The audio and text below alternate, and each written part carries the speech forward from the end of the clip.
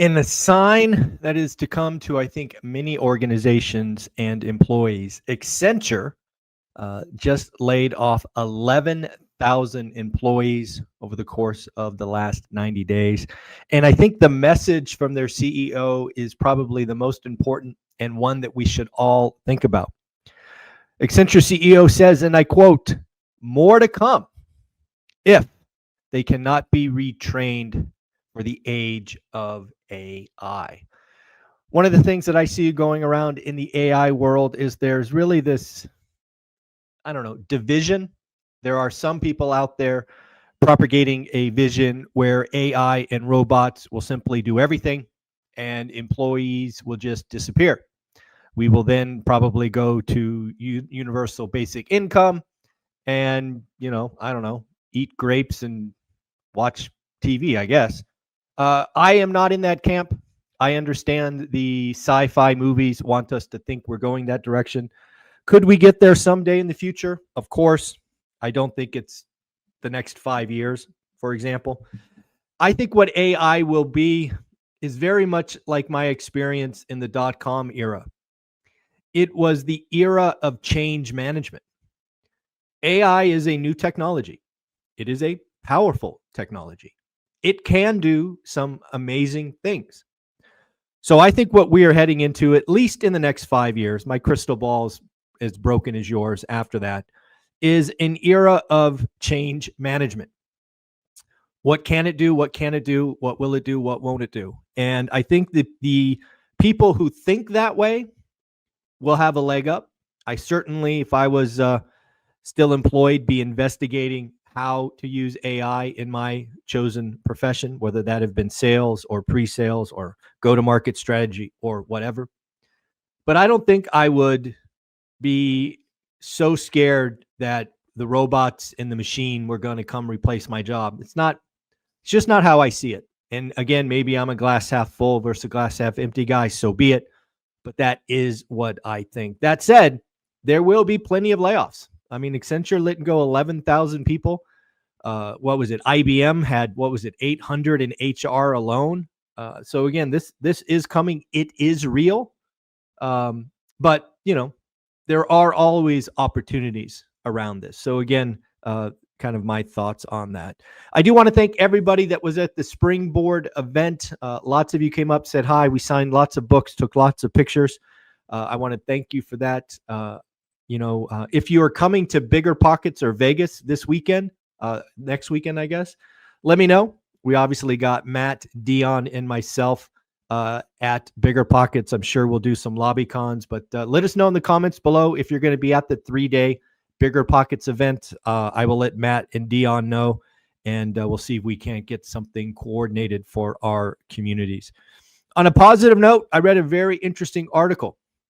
This is actually something I talked about at Resi Day last year. It was my hope for the housing market. And it appears the median square foot of single-family homes has fallen to 2,125 feet. That is the lowest since 2009. This is good news. This is progress. However, there is more to be done. I believe at Resi Day last year, I talked about my solution would be to get the median square foot of a new home down to about 1,800. That's where we need to be. In my opinion, we just need to build like we did in the 50s. We need more small homes. We need a lot more small homes. That is my answer to the broken housing market. And oh, by the way, smaller homes, cheaper price. Maybe not on a square foot basis, but still, it's cheaper price. So again, that was my answer, and I look forward to that coming. Ken Griffin out ringing the tariff alarm.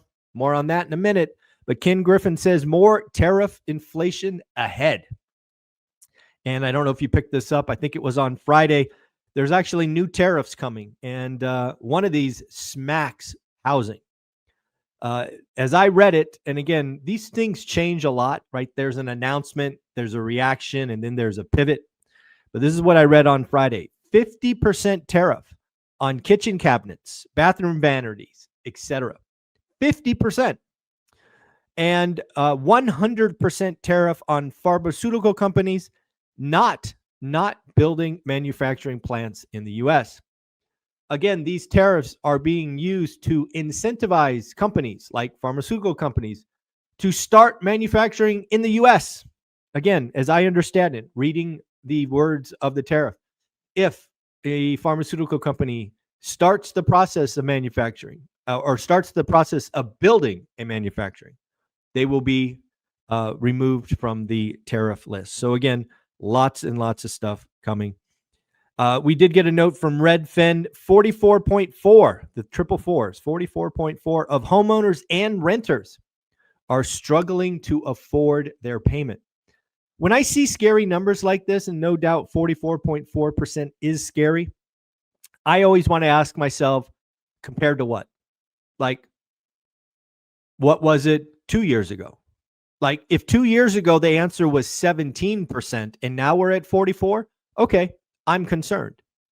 If 2 years ago it was 42% and today's 44, I'm not that concerned. So it's always about scale, where we've been, where we're going.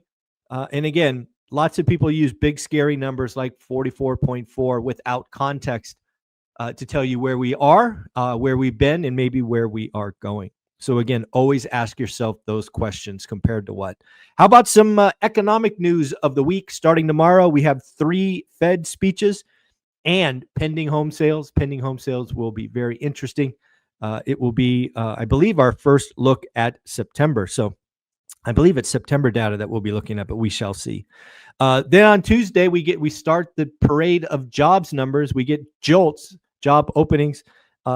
Again, remember last month, I believe they did surprise to the upside. No, JOLTS last time, surprise to the downside, excuse me. It missed.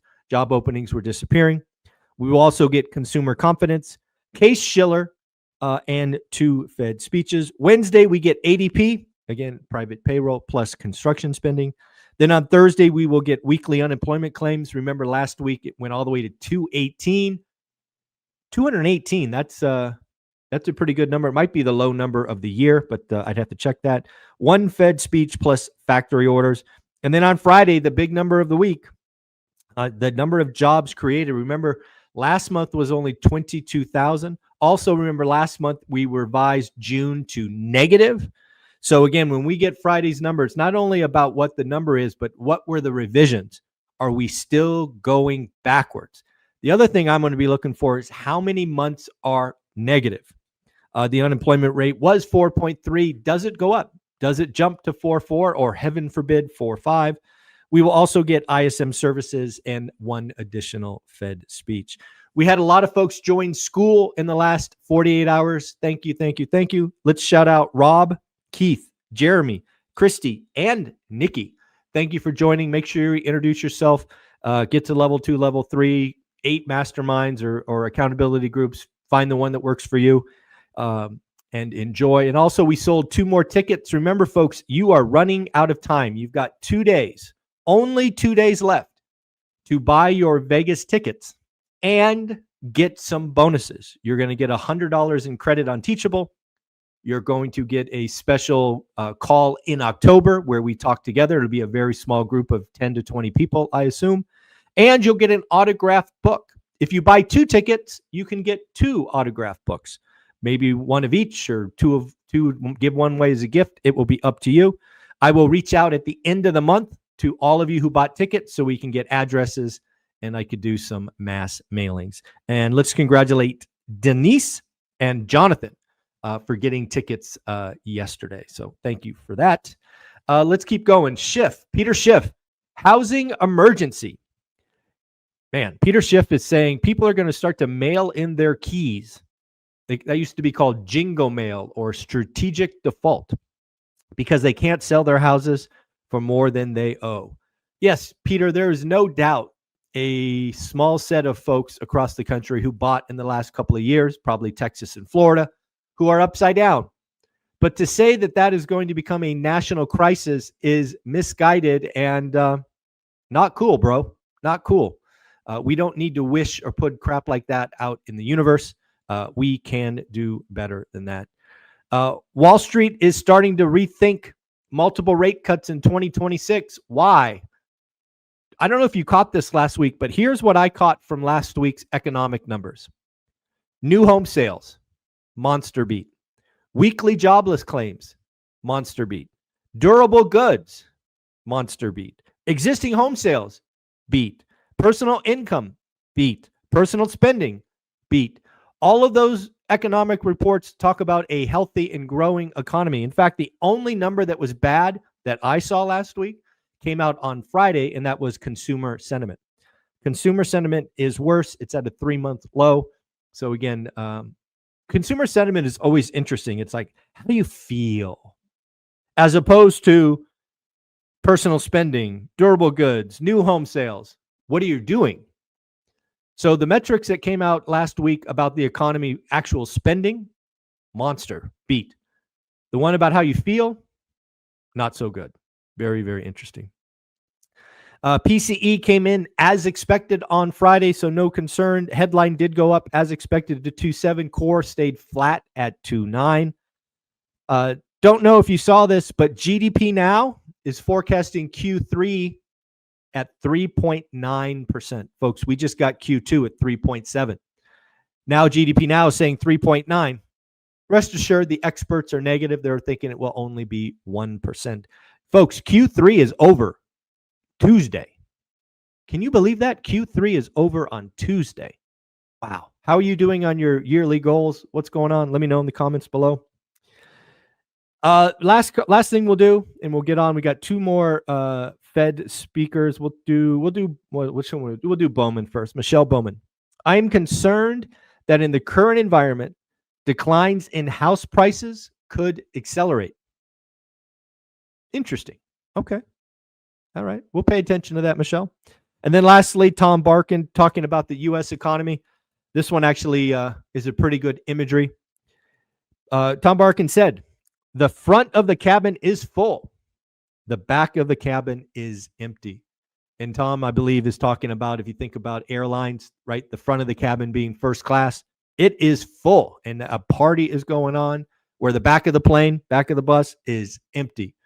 Another way to say this, folks, is we are living through a K-shaped recovery. Another way to look at this is the rich are doing great and everybody else isn't. So this is the economy we are in. Again, it is very interesting for me to watch this unfold. Folks, I hope you have an amazing weekend. Again, remember, Q3 is almost over. If you are an everyday wealth builder, I highly recommend you join us in Vegas. Get your tickets today so you can get those bonuses.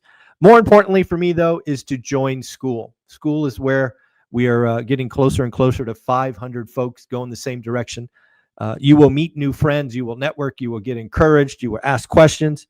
And it is the place that I will hopefully be known for more than this channel, more than the book, because we are changing lives in that community. So join, 67 pennies a day. Take care, have fun. And if you're going to Bigger Pockets, let us know in the comments below so we can try to do a lobby con or something of that nature. Later.